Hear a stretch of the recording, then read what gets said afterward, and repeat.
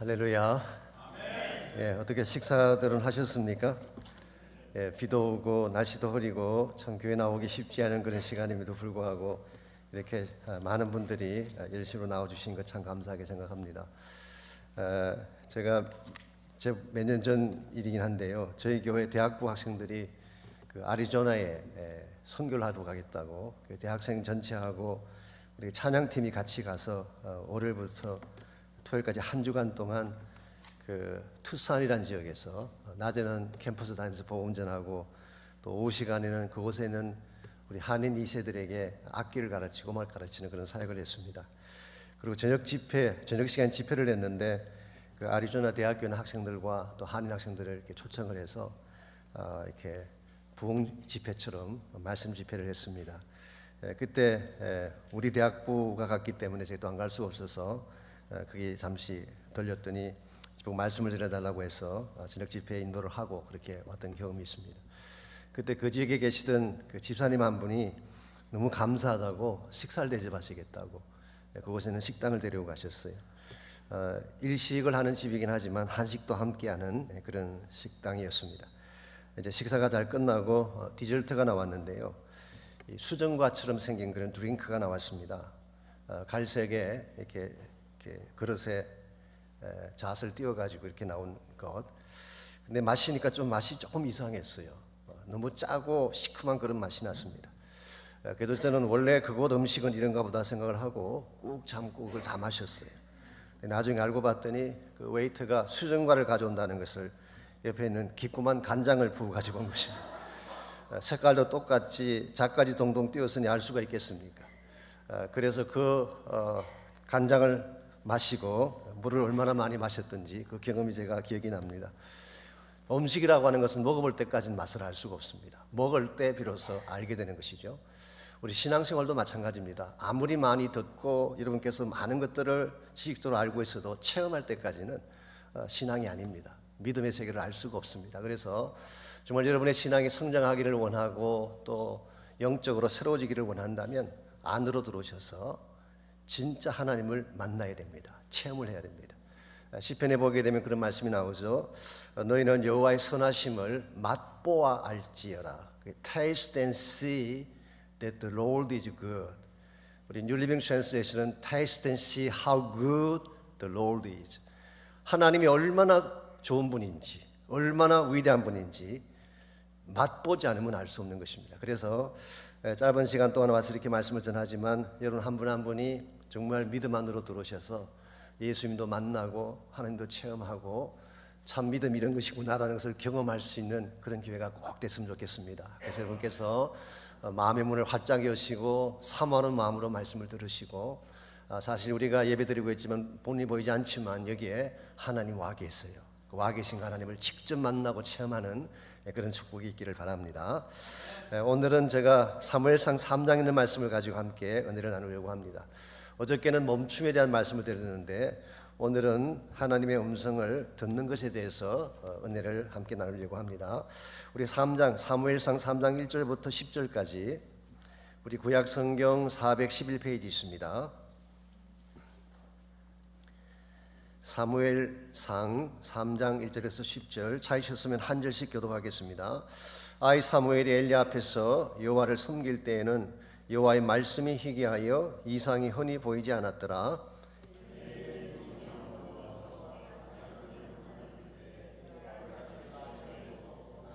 하나님의 등불은 아직 꺼지지 아니하였으며 사무엘은 하나님의 궤에 있는 여호와의 전안에 누웠더니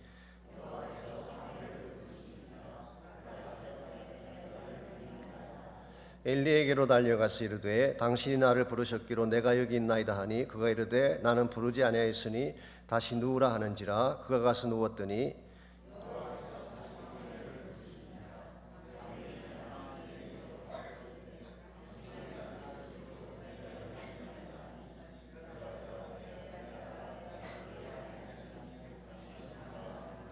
사무엘이 아직 여호와를 알지 못하고 여호와의 말씀도 아직 그에게 나타나지 아니한 때라.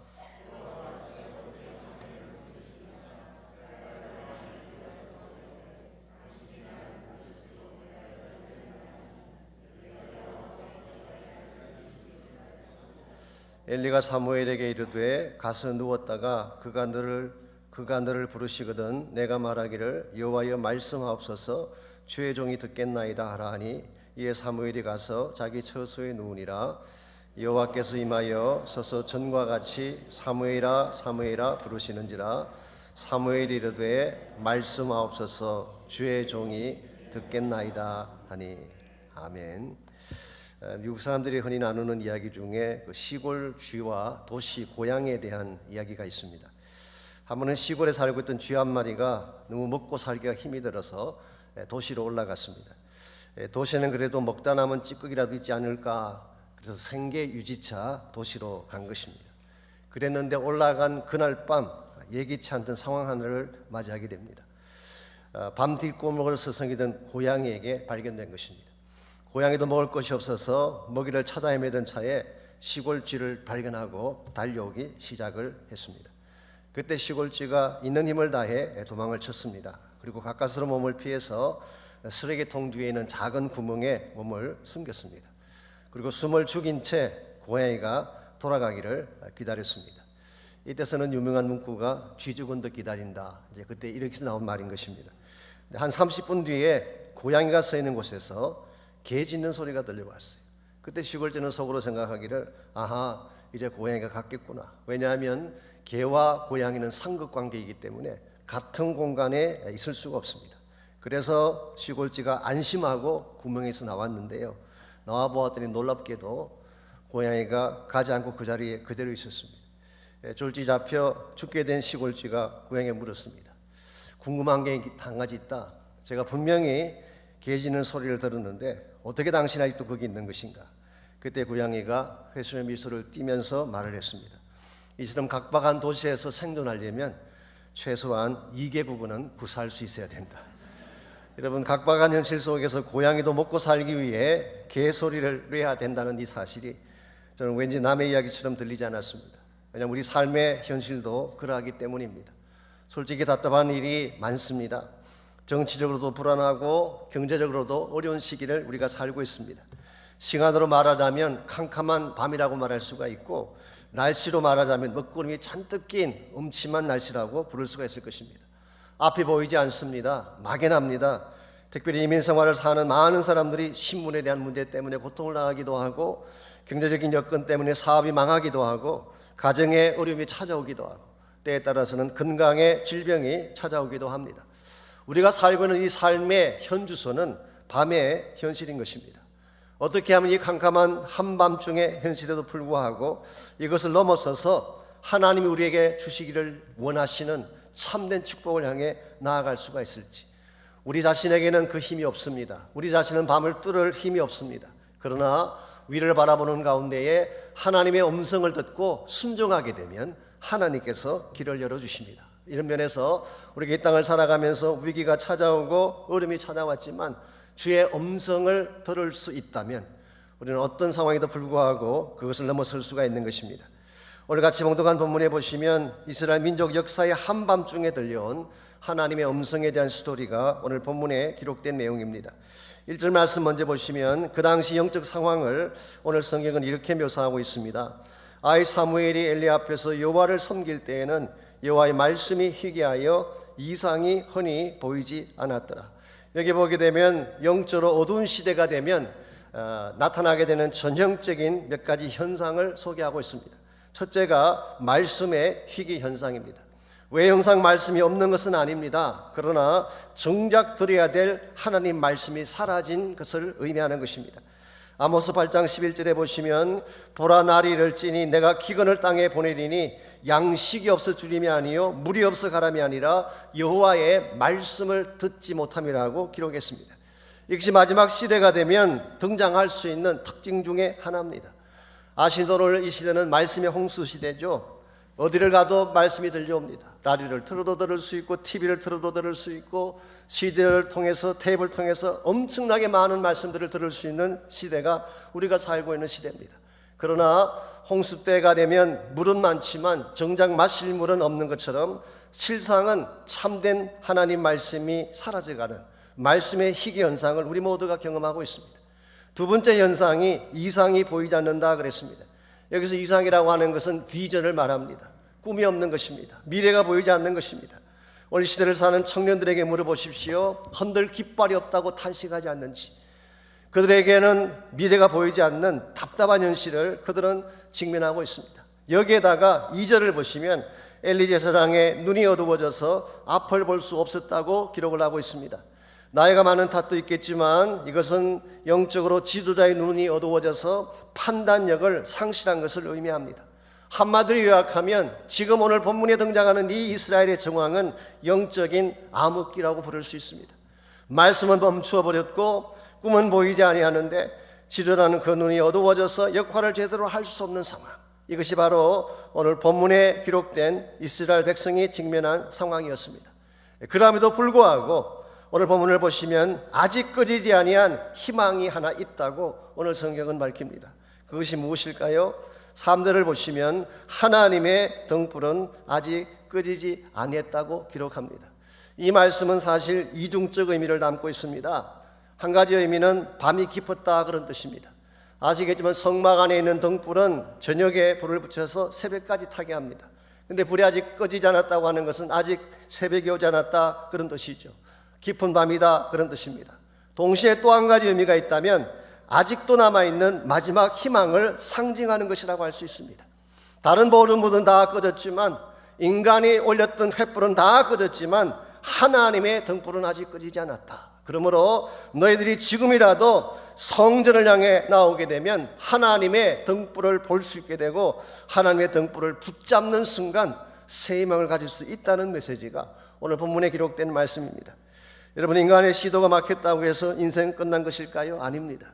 사업장이 문을 닫고 직장이 폐쇄되고 의사가 중병을 진단했다고 우리 인생의 희망이 다 꺼진 것일까요? 아닙니다. 세상이 말하는 희망은 다 꺼졌는지 모르지만 하나님의 성전에는 아직도 꺼지지 아니한 하나님의 불이 타고 있습니다. 이 사실을 기억하고 성소를 향해 달려나가게 되면 그때 비로소 들려오는 음성이 있습니다. 그것이 바로 4절 말씀이에요. 여호와께서 사무엘을 부르시는지라. 물론 이것은 개인적인 차원에서는 사무엘을 선지자로 부르시는 하나님의 음성입니다만은 그러나 역사적으로 조명해 본다면 어둠 가운데 있던 이스라엘 민족을 깨우는 하늘의 음성이라고 말할 수 있습니다. 즉 한 시대를 살리는 음성, 그렇게 표현할 수가 있습니다. 왜냐하면 사무엘을 부르심으로 사사시대가 끝을 맺고 새로운 왕정시대가 출발되기 때문에 그렇습니다. 이스라엘 역사상 가장 암흑기였던 케아스였던 시기가 언제인지 아시죠? 사사들의 시대였습니다. 그때는 모든 백성들이 자기 원하는 대로 했기 때문에 혼란으로 가득 차 있던, 모든 것이 다 혼란스럽고 모든 것이 다 깨어져 있고 케아스처럼 무너진 시대가 바로 사사시대인데, 이제 하나님께서 사무엘을 부르심으로 사사시대를 종결하시고 이스라엘 민족 역사의 새 아침을 열겠다 그런 뜻이에요. 그래서 장차 왕을 세우고 그 왕을 통하여 메시아의 킹덤이 만들어지게 되고 궁극적으로 하나님 나라를 이루기 위한, 이런 측면에서 본다면 오늘 본문에 기록된 사무엘을 부르시니 음성은 그냥 음성이 아닙니다. 하나님이 어둠의 시기를 종결하고 새로운 비전의 시대를 열기 위한 하나님의 음성이라고 할 수가 있습니다. 여러분, 그저 이 시대를 살아가면서 이 음성을 들어야 돼요. 우리는 세상의 잡다한 음성들은 들으면서 귀를 기울입니다. 정치가가 하는 이야기들, 경제인들이 하는 이야기들, 언론이 소개하는 이야기들에는 귀를 기울이지만 정말 들어야 될 하나님의 음성에 귀를 기울이지 않기 때문에 차례의 길을 찾지 못하고 진정한 차원의 비전을 붙잡지 못하는, 이런 면에서 여러분과 제가 정말 집중해서 들어야 될 음성이 있다면 하나님의 음성이에요.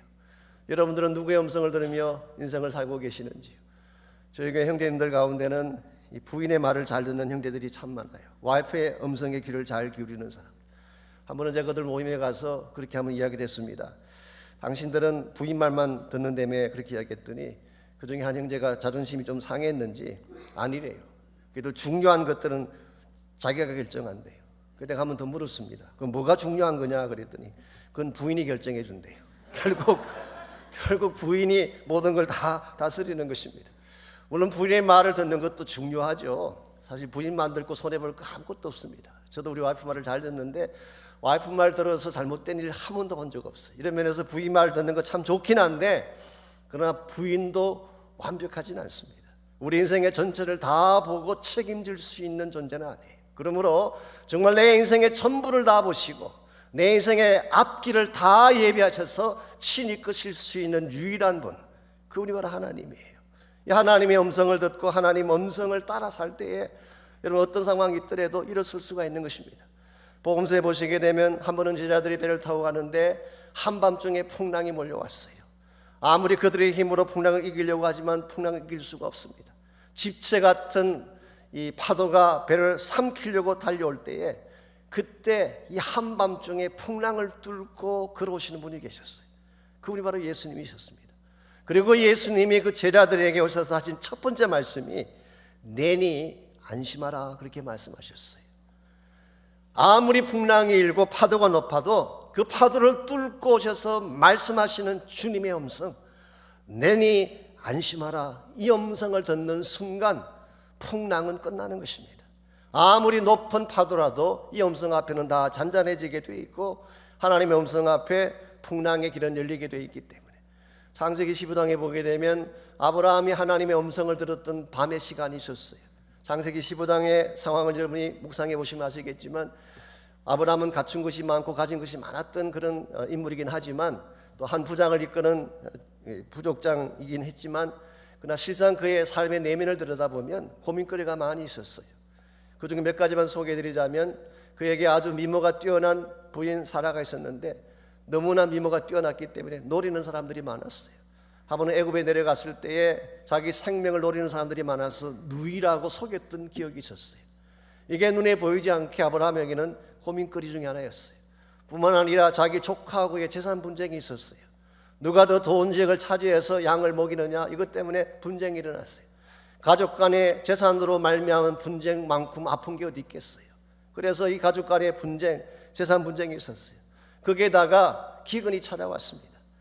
참 재미있는 사실은 아브라함이 하나님 말씀을 순종해서 가라고 해서 가나안 땅에 왔는데 원래 그가 살던 지역은 메소포타미아 지역이지 않습니까? 비옥한 지역이었어요. 갈대우르라고 하는 아주 비옥한 지역이었습니다.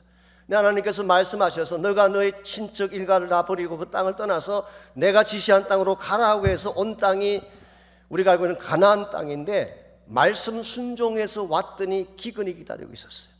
여러분 같으면 어떤 반응 보이겠어요? 말씀 따라 살아봐야 소용없네, 그렇게 불평할 수 있지 않겠습니까? 근데 제가 지금 소개해드리는 이런 문제보다도 더 심각한 문제, 아브라함으로 하여금 밤에 잠을 자지 못하게 만드는 문제가 있었어요. 그것은 바로 그에게 자식이 없다고 하는 문제였어요. 아브라함의 나이는 그 당시 75세가 넘었습니다. 그의 부인의 나이는 10살 차이가 나니까 65세가 넘었어요. 히브리서 기록에 하면은 부인이 단산할 나이가 지났다고 했어요. 아기를 낳을 수 없는 나이가 된 것입니다. 나이는 많고 이마의 주름살은 폐어져 가는데 자기에게는 아들이 없어요. 이것은 부족장으로서 치명적인 약점이고 더구나 하나님이 그에게 주셨던 너의 후손을 통해 하늘의 별과 같은 후손을 약속하셨는데 이 모든 것들이 다 무효화되어지는 이런 문제 가운데 처한 것입니다. 그래서 짐작이긴 합니다마는 밤마다 아브라함은 밤잠 자지 못합니다. 정말 침상을 뒤척이는 날들이 많았어요.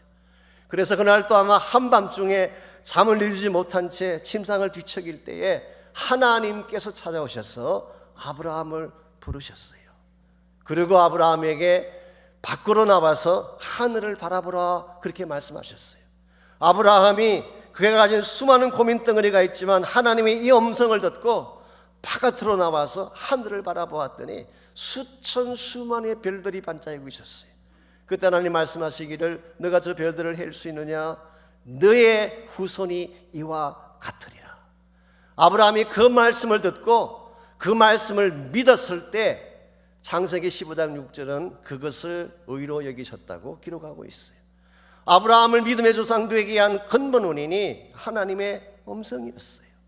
여러분 인생 가운데도 풀리지 않는 문제를 가진 분들 많이 계실 줄 압니다. 아무리 발버둥 치고 해서도 여러분의 힘과 능력으로 해결되지 않는 문제를 가지신 분들, 여러분에게 진짜 필요한 것은 이와 같은 때에 하나님의 음성을 듣는 것입니다. 어떻게 하면 우리가 하나님의 음성을 들을 수가 있을까요? 오늘 본문에 보시면은 우리가 정말 하나님의 음성을 정확하게 바로 들으려면 세 가지가 필요합니다. 제일 첫 번째가 바른 위치예요. 두 번째가 바른 포커스, 우리 초점을 바르게 해야 돼요. 세 번째가 바른 순종. 이 세 가지를 해야지 우리 하나님의 음성을 바로 들을 수가 있습니다. 제일 첫 번째로 우리가 하나님의 음성을 들으려면 우리가 있어야 할 바른 장소에 있어야 됩니다. right place에 있어야지 하나님의 음성을 들을 수가 있습니다. 사람들을 다시 보십시오. 사무엘이 어디에 있다가 하나님의 음성을 들었는지 여호와의 전에 누워 있다가 그랬어요. 여기서 말하는 여호와의 전은 사실은 성전을 말하는 것은 아닙니다. 아직 성전을 짓기 전이기 때문에 더 정확하게 말하면 성막을 말하는 것입니다. 텐트를 말하는 것입니다. 즉 성소가 있고 지성소가 있고 하나님이 임재하신다고 하는 그 성막을 말하는 것입니다. 사무엘은 하나님의 음성을 듣게 된 그 플레이스가 성막 아니었어요. 여러분과 제가 진실로 하나님의 음성을 클리어하게 듣기를 원한다면 세상에 섞여 있으면 들을 수가 없어요. 죄악과 쾌락의 장소에 있으면서 하나님의 음성을 들을 수가 있겠어요? 근데 노래방에서 노래 부르면서 술집에서 술을 마시면서 카지노에서 땡기면서 여러분 하나님의 음성 들을 수 있을까요? 여러분이 정말 하나님의 음성을 듣기를 원한다면 하나님이 계신 자리로 와야 돼요. 내 삶의 위치가 바로 돼야 되는 것입니다. 내 마음의 위치가 바로 돼야지 하나님의 음성이 들리고 주의 음성을 분별할 수가 있는 것입니다. 여러분과 제가 있어야 될 우리 삶의 바른 위치, 내 마음의 바른 위치가 어디일까요? 요한복음 15장 5절에서 사도 요한은 그것을 in Christ, 그리스도 안이라고 소개하고 있습니다. 나는 포도나무요 너희는 가지니 저가 내 안에 내가 저 안에 있으면 이 사람은 과실을 많이 맺나니 나를 떠나서는 너희가 아무것도 할 수 없느니라. You abide in me, I in you. 너가 내 안에 내가 저 안에, 즉 in Christ입니다. 그리스도 안으로 들어왔을 때 그때 비로소 우리는 열매도 맺을 수가 있게 되고 하나님과의 관계성이 바로 되고 그때 하나님의 음성이 들리기 시작하는 것입니다. 여러분께서 아무리 다른 것을 많이 소유하셔도 그리스도 안으로 들어올 때까지 하나님 만날 수 없어요. 하나님 음성 듣는 것 불가능합니다. 여러분께서 아무리 노력하고 발버둥 쳐도 in Christ, 그리스도 안으로 여러분 삶의 위치를 옮길 때까지 여러분 절대로 하나님의 능력과 은혜를 경험할 수가 없어요. 우리 구약 성경에 보게 되면 요셉이라고 하는 인물이 나오죠. 요셉의 성공에 대해서는 많은 말씀을 들었을 것입니다. 요셉이라고 하는 이 사람이 애굽 땅에 가서 총리가 되고 그 당시 전 세계를 다스리는 실권자가 되지 않았습니까? 요셉 성공의 그 이유가 원인이 어디 있다고 생각하십니까? 환경적으로 이야기하자면 요셉만큼 어려운 환경에 처한 자가 없었어요. 성경 기록에 하면 요셉이 나이 17세 때 형들의 손에 의해서 팔려갔습니다. 그래서 그가 애굽에 갈 때 노예로 팔려갔어요. 애굽에 유학생으로 간 게 아닙니다. 애굽에 무슨 파견 나간 게 아니라 종으로 팔려갔어요. 그러나 요셉은 하나님 원망하지 않고 누구 탓하지 않고 하나님 믿었어요. 그랬더니 보디발의 집에서 일을 하게 해주었습니다. 열심히 일을 했어요. 그랬는데 그 보디발의 부인의 음모를 받아서 감옥 가기로 했어요. 그러나 요셉 원망하지 않았어요. 하나님을 믿었어요. 감옥에 가서도 열심으로 생활했습니다. 그랬더니 하루는 술 맡은 관원장에게 꿈을 해몽해 주는 일이 있어서 그 꿈 해몽을 받고 그 관원장이 나가면서 내가 나가면 꼭 기억했다가 너를 건져내 줄게 그랬는데 잊어버렸어요. He was forgotten. 잊혀진 인물이 됐어요. 만약 우리가 인간적인 차원에서 본다면, 환경적인 차원에서 본다면 요셉만큼 불행하고 불우한 인생이 없어요. 만약 오늘 현대적으로 표현을 해서 마음의 상처에 대한 이야기를 하자면 요셉만큼 깊은 상처받은 인물 없을 것입니다. 그럼에도 불구하고 요셉이 가장 빛난 인생이 된 근본 이유가 뭘까요? 얼굴이 잘생겨서 그랬을까요? 능력이 탁월해서 그랬을까요? I don't think so. 창세기 49장은 요셉 성공의 비결을 다음과 같이 소개하고 있습니다. 요셉은 무성한 가지라 곧 샘 곁에 심겨진 무성한 가지라. 그래서 그 가지가 담을 뛰어넘었다고 기록합니다. 요셉 성공의 비결은 샘 곁에 심겨졌기 때문이에요. 팔레스타인 지역에는요 아무리 좋은 종자를 심어도 물이 없으면 의미가 없습니다. 다 말라 죽게 돼 있어요. 제일 중요한 키가 물이에요. 요셉의 인생이 물의 근원이신 하나님의 우물에 심겨졌기 때문에 요셉은 번성할 수가 있었고 나중에 땅을 뛰어넘는 이런 위대한 인생이 된 것입니다. 그러므로 여러분과 제가 참으로 우리 삶의 어두움을 뚫고 이것을 넘어서서 진정한 축복의 차원의 삶으로 나아가기를 원한다면 여러분 삶의 위치를 바르게 정해야 돼요. In Christ. 저희 교회에서 요즘은 교회에서 모임을 갖습니다마는 양무리 모임이라고 하는 스몰 그룹 모임이 있는데요. 이걸 처음 시작했을 때는 각 지역별로 이렇게 모임을 가졌습니다. 그러다가 그게 우리 이민생활의 현실에 너무 힘이 들고 어려워서 한 10여 년 전부터 저희들이 교회에서 모이기로 하고 예배 전 예배 후에 모이는 그런 모임으로 바꿨습니다마는 그 당시 지역별로 모일 때 제가 있는 그 지역에 양무리 모임이 있다고 해서 제가 그 모임에 갔습니다. 갔더니 일반적으로는 그 모임에서는 우리 집사님, 목자라고 부르는데 목자라고 부름받는 그 집사님 한 분이 이제 말씀도 나누고 기도도 인도하고 그렇게 하십니다. 그런데 그날은 그 목자 되시는 집사님이 본인이 말씀을 나누는 대신에 친구 한 명을 데려왔어요. 뉴저지에서 오신 친구인데 그리고 그 친구로 하여금 간증을 하게 했습니다. 이 친구가 어떤 친구냐고 하면 소위 말해서 한국에서 인류고등학교를 나오고 인류대학을 졸업한 그런 친구였습니다. 물론 다 그런 것은 아니지만 보편적으로 이런 분들이 좀 뺀질뺀질해요. 이 친구도 예외가 아니었습니다. 그래서 그 부인되는 자매님은 열심히 교회 생활을 하는데 이분은 교회를 다니지 않았습니다. 그래도 불구하고 1년에 한 3번 정도는 꼭 교회를 출석합니다. 부활절하고 땡스기빙하고 크리스마스 때. 그날은 왜 교회를 가느냐고 하면 부인이 밥을 안 해주기 때문에 밥을 얻어 먹으려면 할 수 없이 교회를 가야만 했다고 합니다. 근데 평소에 교회를 다니지 않던 사람이 가끔 이렇게 교회를 나가게 되면 꼭 직면하게 되는 상황이 하나 있습니다. 이 성도님들이 다가와가지고 자꾸 말을 붙이는 것입니다. 사실은 성도 입장에서는 케어한다고 하는 거겠죠. 왜 그동안 교회를 안 나왔느냐, 앞으로 좀 같이 신앙생활하자, 그렇게 와서 자꾸 말을 붙이면 본인 그게 너무너무 싫었대요. 너무너무 그게 싫어서 의도적으로 시비를 거는 것입니다. 기독교의 비리랄지 모순이랄지 자기가 갖고 있는 성경 가운데 앞뒤가 맞지 않는 것이랄지 이런 것들을 끄집어내가지고 알기로 시작하는 것입니다. 그러면 그분 말씀에는 본인은 말을 워낙 잘하기 때문에 누구하고 알교에도 접은 적이 없대. 백전백승이래요. 그런데 이 교회 나가는 사람들은 참 비겁하대요. 알교를 하다가 말이 막히면 항상 나오는 18분이 성경에 의하면 그리고 성경을 들이민대요. 근데 본인은 성경을 모르니까 그 순간 알교 포인트가 없어지는 것입니다. 그래서 분명히 자기가 말싸움에서 이길 수 있는데 성경이라는 것 때문에 이 말싸움에서 지게 된 이 사실이 굉장히 그를 분노케 했어요. 마음속에 오기를 갖게 했어요. 그래서 이 성경이 도대체 뭐길래 말만 뻥뻥하면 성경 그러느냐, 내가 한번 성경을 본격적으로 제대로 한번 읽겠다 그렇게 작심을 하고 실제로 성경책 한 권을 구입을 하고 노트도 한 권 구입을 하고 이왕 공부하는 데 필요한 성경 주석도 구입을 하고 또 사전도 구입을 하고 그래서 하루에 3시간 4시간씩 성경을 정말 verse by verse basis로 기록을 해가며 노트에다가 적어가면서 한 구절 한 구절씩 그렇게 공부를 했어요.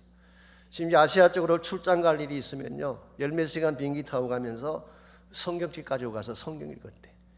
그럼 왜 그 스튜디스가 지나가다가 보고 목사님 어디까지 가시냐고, 이 비행기 안에서 성경 갖고 있는 사람이 목사밖에 어디 있겠어요. 사실 목사들도 그렇게는 안 하는데 그러면 속으로 야 웃기지 말아라 그렇게 선포하면서 이분이 1년 남짓 성경을 철저하게 읽고 그랬어요.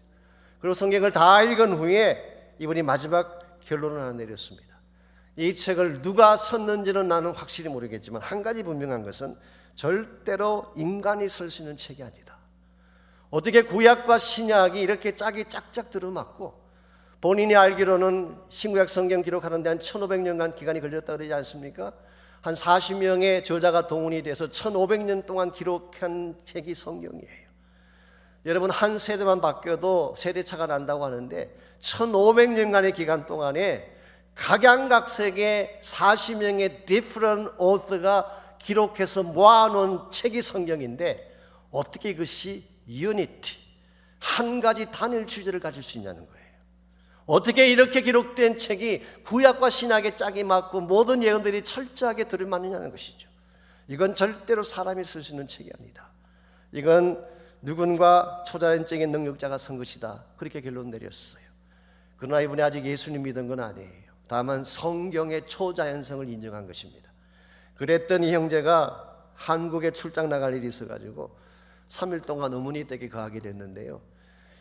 어머니 댁에 가면서 또 이 사람은 버릇이 어딜 가든지 책을 보자 만드는 버릇이 있대요. 그래서 어머니 댁에 머무는 동안에 읽을 거리가 없나 해서 찾아봤더니 그 흔한 잡지도 한 권 없고 주간지도 한 권 없고 아무 책이 없더래요. 근데 선반에 보니까 책이 한 권 딱 꽂혀 있는데 그 책이 아마 여러분 아실지 모르지만 그 토마스 아 캠피스라는 분이 쓴 그리스도를 본받아라는 책이 우리 기독교 고전입니다. 그리스도를 본받아라는 책이 꽂혀 있었어요. 이 보나마나 저게 기독교인의 책이기 때문에 안 보려고 했는데 워낙 읽을 거리가 없어가지고 너무너무나 심심해가지고 적어라도 읽자 그러고 그 책을 읽어내려 가다가 그 책 속에서 살아계신 예수를 만난 거예요. 하나님의 사랑을 깨닫게 되면서 주님을 만나게 됐어요. 그래서 그동안 읽었던 성경이 기초가 됐겠지만 지금까지 지식으로 읽기만 했던 그 성경의 주인공이신 예수님을 개인의 구원자로 영접하고 그분을 맞아들이게 되는 순간 그 마음속에 말로 형언할 수 없는 기쁨이 있고 정말 말로 다 표현할 수 없는 감격이 있어서 저녁에 어머니께서 돌아오셨을 때 물었어요. 그 어머니는 신앙이 참 신실하신 권사님이셨습니다. 그래서 어머니가 집에 오셨을 때 어머니 도대체 이 책 어디서 가져오신 것입니까? 물었더니 어머니가 대답하시기를 사실 어머니가 나가는 교회에서 40일 동안 특별 새벽 기도를 했는데 담임 목사님이 40일 동안 하루도 빠지지 않고 개근했다고 개근상으로 준 책이래요. 그래서 그 아들이 한 번 더 물어봤습니다. 그럼 어머니 지난 40일 동안 하루도 빠지지 않고 뭘 위해 기도하셨습니까? 그랬더니 어머니가 그야 두말할 필요 없이 내 사랑하는 아들의 구원을 놓고 기도했지 그러더래요. 얼마나 신비로운 하나님의 역사입니까? 어머니는 40일 동안 이 아들의 구원을 놓고 40일 동안 하루도 빠지지 않고 기도했는데 40일 개근했다고 받은 그 책을 아들이 출장 나왔다 읽고 예수님 만나게 될 줄 어떻게 알았어요? 이게 여러분 하나님이 하시는 일입니다. 이 형제가 이와 같은 과정을 통해서 그리스도 안으로 들어와서 보니까 얼마나 믿음 생활이 아름답고 풍요롭고 좋은지. 그래서 이분은 가는 곳곳마다 이 간증을 나누며 누구든지 예수를 모르는 사람들 그리스도 안으로 들어올 것을 권면하는 그런 사역을 하고 있다고 그날 밤에 밝혀주셨어요. 사랑하는 성도 여러분, 그리스도 안으로 들어올 때까지 하나님 사랑할 수 없어요. 그리스도 안으로 들어올 때까지 하나님의 말씀 들을 수 없어요. 듣지만 건성으로 듣는 것입니다. 오늘 여러분이 정말 그리스도 안에 들어오셔서 여러분 삶의 중심 위치를 그리스도 안에 두게 되면 여러분의 인생은 새로운 차원으로 나갈 수가 있게 되고 그때부터 주의 음성을 듣게 됩니다. 그래서 우리가 주의 음성을 듣는 첫 번째 비결은 right place예요. 바른 장소에 있어야 됩니다. 두 번째로 바른 집중이 필요합니다. 포커스가 바로 돼야지 하나님의 음성을 듣는 것입니다. 5절부터 9절까지를 읽어보시면 사무엘이 처음 하나님이 부르셨을 때 그것이 하나님의 음성인 것을 알았나요? 몰랐습니다. 엘리가 부르는 줄 알았어요. 그러기를 3번씩이나 반복을 했어요. 그러다가 나중에 가서 비로소 하나님이 자기를 부른다는 사실을 알고 하나님의 음성을 듣는 내용이 오늘 본문에 기록된 내용입니다. 여러분 생각해 보십시오. 성막 안에 있으면서도 사무엘이 하나님의 음성을 못 들었어요. 성막 안에 있으면서도 하나님의 음성을 못 들었다면 여러분과 제가 어떻게 하나님의 음성을 들을 수가 있겠어요?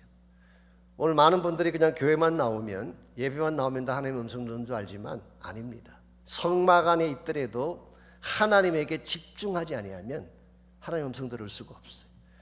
우리 설교하는 사람들은 성도님들이 막 열심히 필기하면 굉장히 좋아해요. 아, 저분이 은혜 받고 있구나 생각하는데 막상 그 노트 필기한 거 보면요 설교 적는 게 아닙니다.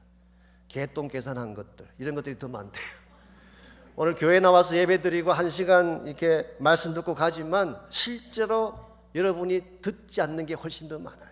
왜 그런지 아십니까? 집중하지 않기 때문에.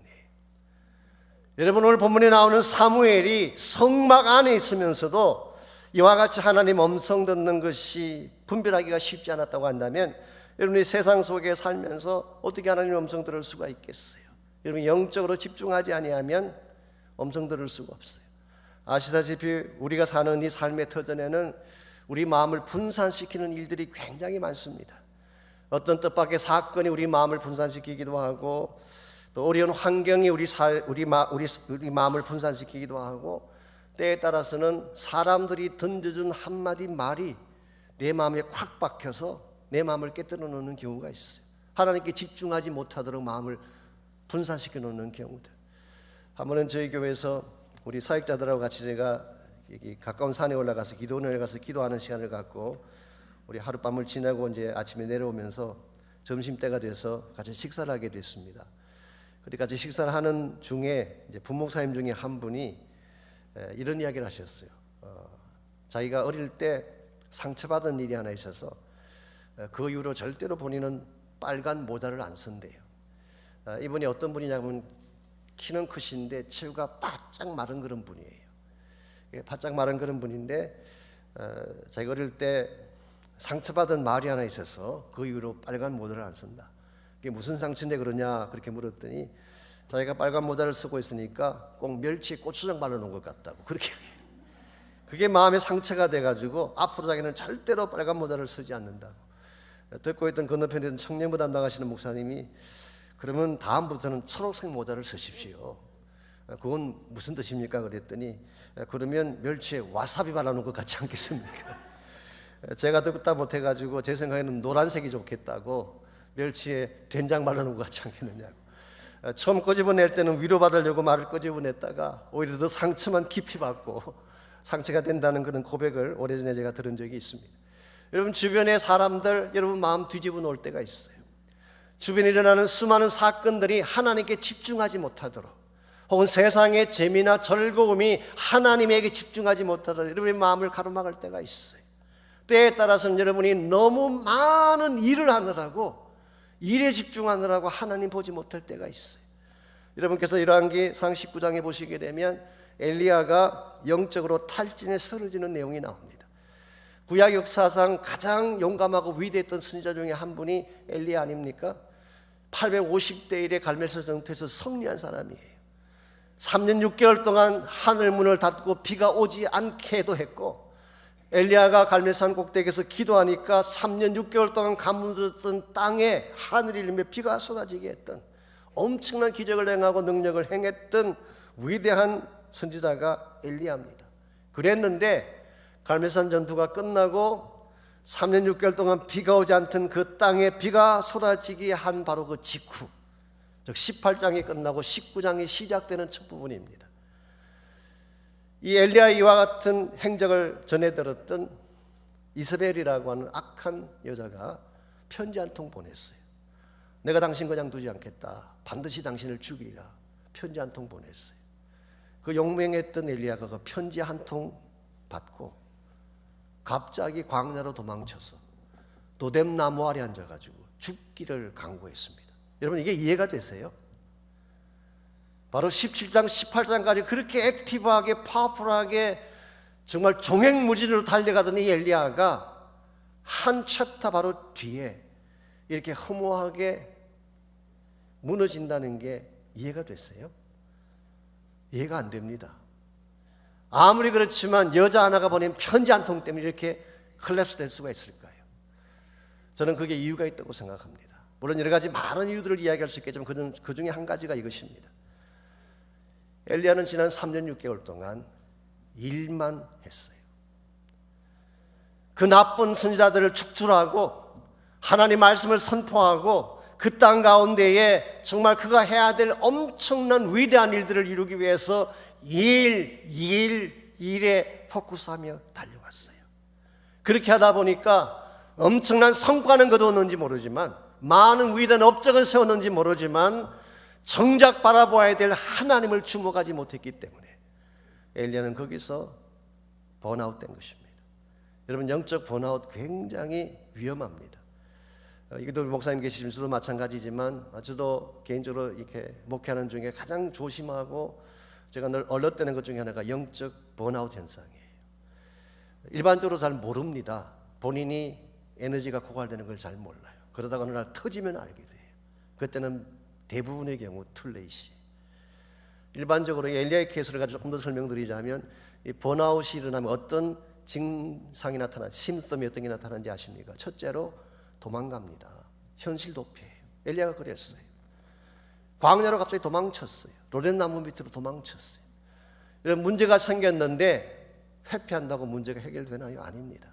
두 번째 심tom이 비교의식입니다. 엘리야가 뭐라고 고백했어요? 나는 열조보다 못합니다.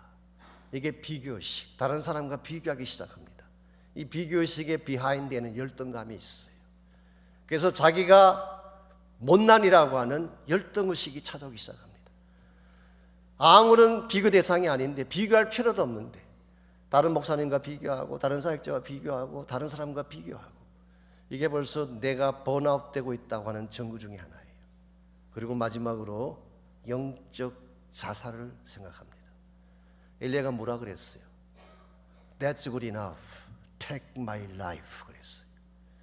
충분하오니, 이제 충분하오니 하나님이여 내 생명을 거두어 가십시오. 이게 영적 수사이드예요. 굉장히 위험한 것입니다. 이와 같이 엘리야가 외형상 볼 때는 위대한 업적을 세운 가장 위대한 하나님의 종처럼 보였지만, 일에 집중하며 태스크에 집중하며 사역에 집중하며 달려오느라고 하나님과의 만남을 놓쳤을 때 엘리야는 일생일대 가장 큰 위기를 경험하게 됩니다. 그때 하나님께서 엘리야에게 어떻게 하셨어요? 엘리야를 먼저 먹이셨어요. 자게 하셨어요. 먹고 자고 먹고 자고. 제가 제일 좋아하는 성경 구절 중에 하나가 그겁니다. 먹고 자고 먹고 자고, 아무 생각 없이 그냥 먹고 자고. 하나님이 일단 그래서 육체적인 회복을 먼저 주셨어요. 그리고 육체적인 힘을 준 후에 40주야를 달려서 호렙산으로 가게 하셨어요. 왜 호렙산으로 가게 하셨을까요? 그게 하나님이 계시기 때문에. 내가 지금까지 달려오면서 다른 일들에는 많은 관심을 가졌는데, 일과 사역에는 포커스했는데 정작 만나야 될, 깊이 만나야 될 나에게 내가 집중하지 못했다.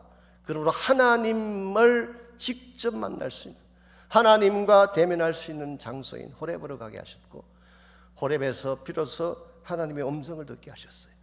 처음에 갔을 때에 바람이 산을 가르고 지나갔지만 하나님 거기 계시지 않았어요.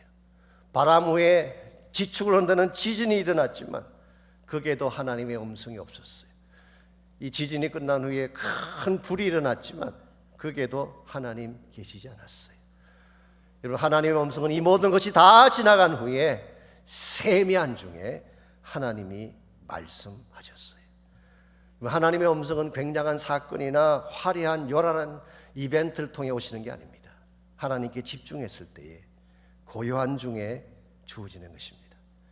그때의 엘리야가 하나님의 음성을 듣고, 그때 하나님께서 말씀하시기를 하사엘에게 기름 부어 아람 왕이 되게 하고 예후에게 기름 부어 이스라엘 왕을 삼고 엘리사를 너의 후계자로 삼아라.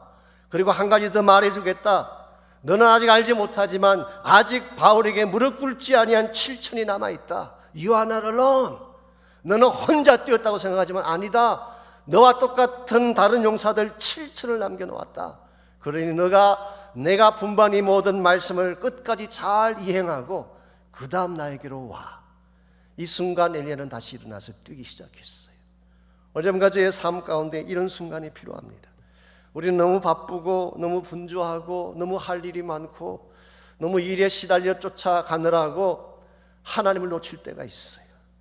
하나님이 기뻐하는 것은 하나님 한 분에게 집중하는 삶이에요. 그분에게 나의 모든 전심을 쏟는 것입니다. 그분에게 집중하게 되면 그분이 나에게 말씀도 해주시고 나에게 필요한 위로와 능력도 부어주시고 내가 지금까지 알지 못했던 새로운 사실도 보여주셔서 다시 일어서서 뛰게 하시는 것입니다. 그러므로 우리 오신 여러분 한 분 한 분이 정말 다른 것 때문에 마음을 쏟고 있는 분이 혹시 계신다면 여러분 하나님에게 초점 맞추시기 바랍니다. 하나님께 여러분 사이를 가로막는 것이 무엇인지를 잘 점검하시고 그것이 상처이든지 사람들의 말이든지 혹은 여러분이 아직도 풀지 못한 여러 가지 많은 사건 때문이든지 하나님과 나 사이를 가로막는 하나님을 주목하지 못하게 만드는 이 모든 것들을 제거하시고 하나님께 정직한 모습으로 써야 돼요. 한국의 정태기 박사라고 우리 심리학 목회 상담학 가르친 교수님이 계시죠. 그분이 그 네 가지 밭을 소개할 때에 누가복음을 중심으로 그분이 소개를 하시면서 길가밭이라고 하는 것은 이 바닥이 딱딱하게 굳어 있는 밭이죠. 그래서 그분은 그것을 바늘로 찔려도 피 한 방울 안 날 마음밭, 그렇게 표현하셨어요. 우리 마음이 그렇게 굳어 있으면요, 어떤 말씀 들어도 말씀이 안 들어와요. 들어왔다 나가고 들어갔다 나가는 것입니다. 두 번째로 돌짝밭을 설명하시면서, 사실 그 다른 복음서에서는 돌짝밭이라고 이야기를 했지만 누가복음에는 이것을 돌짝이라고 하지 않고 바위라고 그렇게 했어요. 락, 큰 바위 덩어리 하나가 내 가슴에 있는 거예요. 여러분, 여러분 마음속에 이 큰 바위 덩어리 하나가 있으면 하나님 음성이 들릴까요?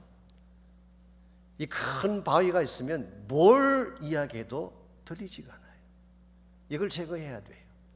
실제로 한국에 어떤 월요일마다 모이는 그 치유 집회 사역이 있는데요, 그 치유 집회에 나온 자매님 한 분이 그런 간증하셨습니다. 이분이 12년 동안 류마티스 관절염을 앓았는데 한 40 정도가 정상적인 수치인데 이 자매님은 어떤 200까지 올라간대요. 그 수치가 200까지 올라가면 호흡하기도 힘들고 통증이 얼마나 심한지 손톱으로 벽을 이렇게 긁어도 눈물을 흘려도 그 통증이 사라지지 않는데, 이런 고통을 12년 동안 알아왔어요. 그런데 어느 날 말씀을 듣는 중에 자기 마음속에 이 바위 덩어리 같은 한진 무엇이 있다는 것을 깨닫고 그 마음속에 꽉 채워져 있는 바위 덩어리 같은 그것이 무엇인지를 좀 보여달라고 기도가 시작이 됐어요. 그때 하나님께서 누군가를 미워하는 정오심이 그 자매의 마음을 막고 있는 바위 덩어리라는 것을 알게 해주셨어요. 그래서 기도하는 중에 오래전 이야기지만, 잊어버렸던 이야기지만 부모님이 심하게 싸우는 모습이 눈에 떠올랐어요. 특히 아버지가 술을 잡수시고 들어오는 날이 되면 어머니에게 심한 욕설을 퍼붓고 폭력을 행사를 하면 그때 이 딸은 자신은 이불 밑에서 치를 떨며 아버지를 정오했던 그 픽처가 머리에 떠오른 거예요. 그래서 자기도 모르게 그때 그 공포심과 아버지에 대한 그 정오심이 다시 자기 마음을 꽉 채우면서 답답하고 고통 가운데 신음하게 되는데, 그때 이 자매님이 하나님 앞에 메어 달렸어요. 하나님, 용서가 안 됩니다. 용서가 안 됩니다. 내가 내 힘으로 이 바위를 치우려고 해도 바위가 치워지지가 않습니다. 성령님 도와주십시오. 도와주십시오. 기도하는 가운데 성령께서 그날 밤 임재하시고 그 마음속에 엉어려졌던 한과 같은 이 정오심의 바위 덩어리를 뽑아내 주셨어요. 치워주셨어요. 이 바위 덩어리가 치워지 깨뜨려지는 순간 지금까지 느끼지 못했던 기쁨이 찾아오고 평강이 찾아오고 용서가 터져나오고, 그 시점부터 관절염으로 부어있던 발의 부기가 사라지고 허리 통증이 깨끗하게 사라지고 치유되었다는 간증하셨어요. 매비로운의 마음속에 여러분은 인식하지 못하지만 바위 덩어리를 가진 분이 계실지 모르겠어요.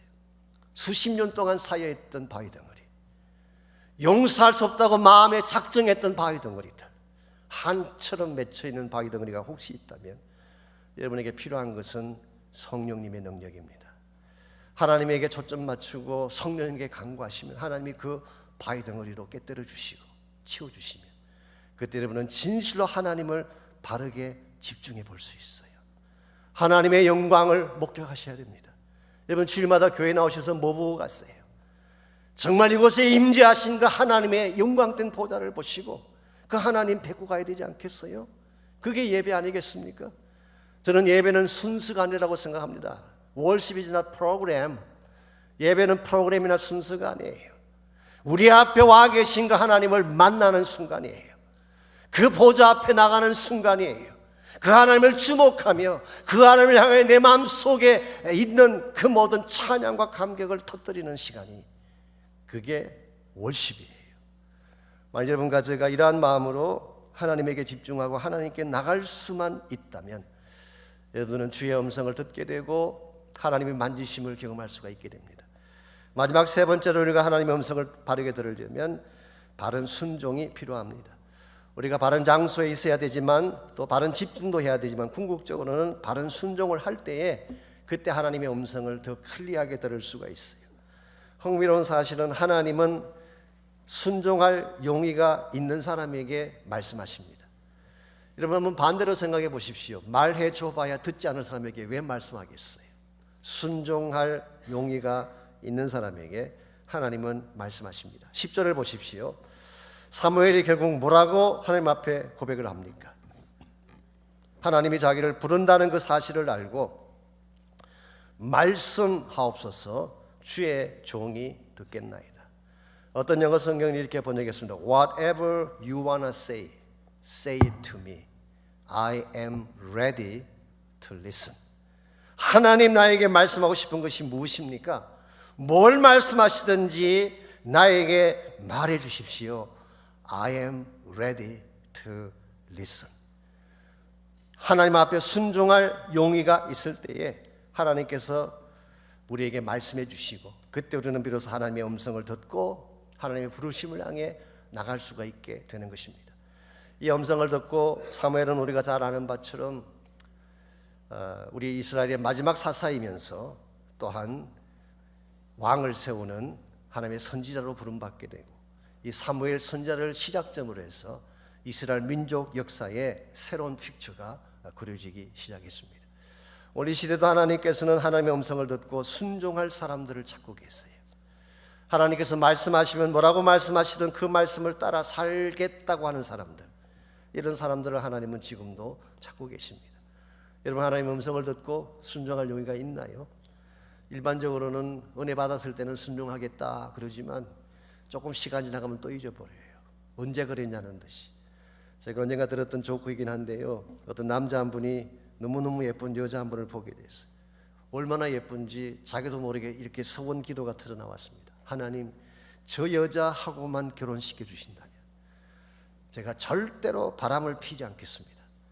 제가 만일 이것을 어기고 바람을 피울 시에는 저를 죽이셔도 좋습니다. 이렇게 서원 기도를 했어요.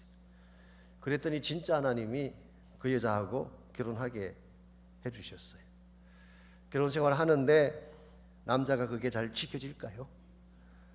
결혼할 때는 그렇게 서원하고 결혼했지만 잘 지켜지겠습니까? 결국 조금 시간이 지난 후에 바람을 피우게 됐어요. 근데 아무 일도 안 일어나는 것입니다. 그래서 이거 이상하다, 한 번 더 해보자. 한 번 더 바람 피웠는데도 nothing happened. 또 했어요. 또 괜찮아. 이렇게 하기를 3년 동안을 했는데 아무 일도 일어나지 않는 것입니다. 그런 어느 날 이분이 배를 타고 가는데 갑자기 풍랑이 막 일어나면서 파도가 치기 시작했어요. 그때 속으로 혹시 하나님이 나를 죽이려고 그렇게 하시는가 보다. 그리고 배 안을 들여다보니까 배 안에 한 100명 정도의 사람들이 타고 있었어요. 그래서 이분이 안심을 했습니다. 설마 나 한 사람 죽이려고 배에 탄 100사람을 다 죽게 하겠느냐. 그 순간 하늘에서 음성이 들려오면서 이놈아, 내가 너 같은 놈 100명 모으느라고 3년 걸렸다. 각오하라. 누가 만든 조크인지 모르지만 하나님 앞에 순종을 결단했다가 그것을 어기게 되면, 하나님 나에게 주셨던 그 기회를 놓치게 되면 얼마든지 일어날 수 있는 현상이겠죠. 오늘 여러분과 제가 하나님 앞에 부름받고 하나님 뜻대로 살기로 작정했으면 여러분 신실하게 순종하시기 바랍니다. 순종하게 되면 여러분이 지금까지 알지 못했던 기적들을 보게 되고 밟지 못했던 새 땅을 밟게 돼요. 하나님은 결국 순종하는 자에게 말씀하시고 순종하는 자를 통해서 일하시기 때문에, 여기에 대한 것은 내일 저녁에 조금 더 자세하게 말씀을 드리겠습니다만은 저희가 한 가지 예만 소개해드리고 말씀을 마무리할까 합니다. 저희 교단에 우리 미국 우리 서던 베프티스트 우리 교단에 목사님 중에 잭 그레햄이라고 하는 목사님이 계십니다. 이분이 여기 99.5에서도 설교가 나오고 또 저기 107.9에서도 설교를 하시는 목사님이시죠. 방송 설교를 이렇게 많이 내버리시는 목사님 중에 한 분이신데요. 어느 날 제가 이분 설교를 들으니까 이분이 어릴 때 자기 경험 하나를 설교 중에 소개해 주셨어요. 잭 그레햄이 어렸을 때 이 잭이 다니는 그 길목에 큰 집이 한 채가 있는데 그 집 앞에 무섭게 생긴 개 한 마리가 늘 있었어요. 어린 잭이 그곳을 지나가려고 하면 이 개가 어르렁거리면서 달려드는 것입니다. 그러면 이 잭이 겁이 나가지고 그냥 그러면 나 살리라 그러고 도망을 치곤 했습니다. 그래서 그 다음부터 이 그 집 앞을 지나가는 것 자체가 공포가 되어서 그 집을 지나갈 수가 없는 것입니다. 이 사실을 아버지께 말씀을 드렸더니 아버지가 이렇게 이야기합니다. 아들아, 두려워하지 말고 다음번에 네가 그 집을 지나가다가 개와 마주치게 되거든. 절대로 도망치지 말고 눈을 똑바로 떠서 그 개를 바라보아라. 네가 이렇게 시시하게 살기 때문에 개가 너를 무시하고 그러는 거야. 그러니까 앞으로 지나가다가 또 개가 너에게 우르렁대면 절대 도망치지 말고 눈을 똑바로 뜨고 개를 바라보라 그랬어요. 이 아들로서는 참 순종하기 쉽지 아니한 아버지의 어드바이스죠. 그러나 아버지가 말씀하셨기 때문에 어린 잭이 그 집 앞을 지나가는데 개가 어렁대려고 합니다. 그때 도망가지 않고 똑바로 서서 개를 쳐다봤어요. 어떤 현상이 벌어졌을까요? 여러분, 개도 자존심이라는 게 있잖아요. 지금까지 본인이 으르렁대면 날 도망치던 애가 갑자기 똑바로 서서 정색을 하고 쳐다보는데 이 개가 기분 상하지 않겠어요? 개가 너무너무 화가 나가지고 이 아이를 삼키려고 확 뛰어오르다가 그 자리에 펄쓱 하고 주저앉았어요. 이유가 뭘까요? 어린 잭은 보지 못했지만 아버지가 보았던 중요한 사실이 하나 있습니다. The dog was chained. 이 개의 발목에는 쇠사슬이, 체인이 묶여져 있었던 것입니다. 삼킬 듯이 뛰어들지만 The dog was chained. 아버지는 이 사실을 알고 아무리 개가 너를 삼킬 듯이 뛰어들어도 두려워할 이유가 없다. 그 개는 이미 결박당해 있어. 여러분 가족가 인생을 살아가면서 기억해야 될 중요한 진리가 여기 하나 있습니다. 마귀 사탄이 우리를 공격합니다. 정말 삼킬 듯이 우리를 향해 쳐들어올 수가 있어요.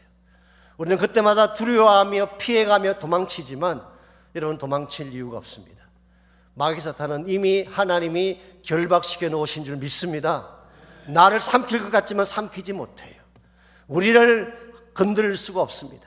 우리를 이길 수가 없어요. 우리 안에 계신 이가 세상에 있는 이보다 더 크기 때문에 우리 안에 계신 하나님이, 우리 안에 오신 성령 하나님이 여러분 가족을 강하게 만드시고 능력 있게 만드시기 때문에 세상에 어떠한 유혹이나 어떠한 공격이나 어떠한 불행도 산더미 같은 위기도 여러분을 삼킬 수 없습니다. 오늘 여러분 한 분 한 분이 하나님의 음성을 들으십시오.